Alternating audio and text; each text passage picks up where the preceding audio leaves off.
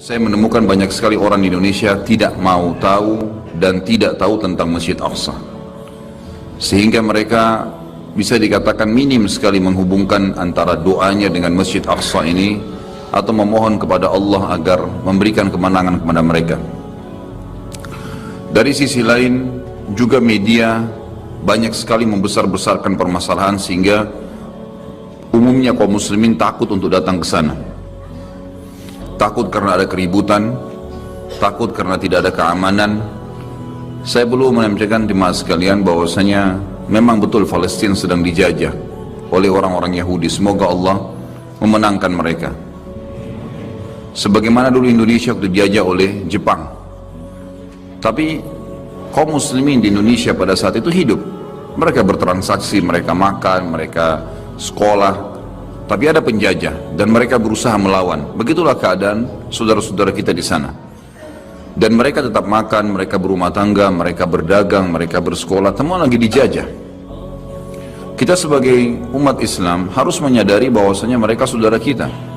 Nah, kita harus tentu menolongnya dengan doa, dengan harta dan juga dengan jiwa kita.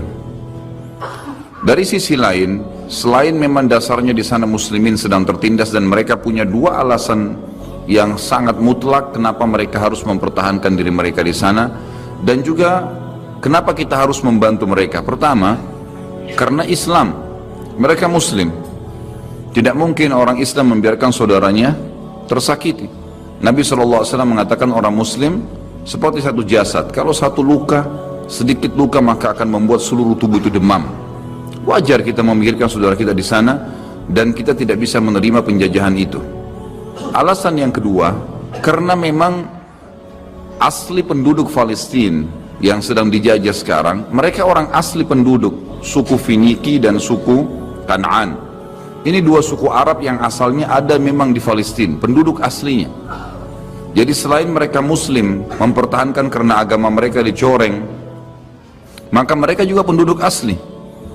Orang-orang Yahudi yang datang itu tiba di Palestina pertama kali pada saat memang Musa alaihissalam keluar dari Mesir, selamat dari Fir'aun lalu masuki Palestina. Itu pertama kali orang Yahudi menginjakkan kakinya di Palestina. Jadi sebelumnya sudah ada dua suku asli turunan Arab yang dulunya beragama Kristen. Pada saat suku Romawi atau kebangsaan Romawi berkuasa, setelah datang Umar bin Khattab di tahun 14 Hijriah menguasai Palestina, maka pada saat itulah umat Islam menguasai wilayah itu dan seluruh masyarakatnya masuk Islam kecuali sebagian kecil yang tetap beragama Nasrani.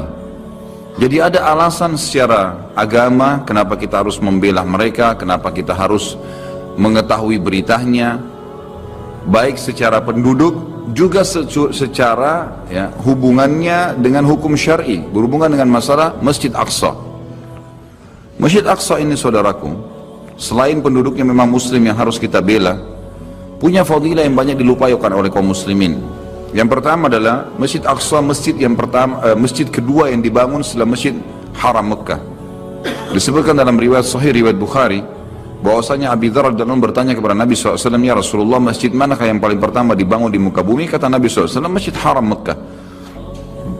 Kemudian Abi Dzar bertanya, apa lagi ya Rasulullah, masjid yang mana lagi setelah itu? Kata beliau SAW adalah Masjid Aqsa, dan Aqsa ini artinya jauh.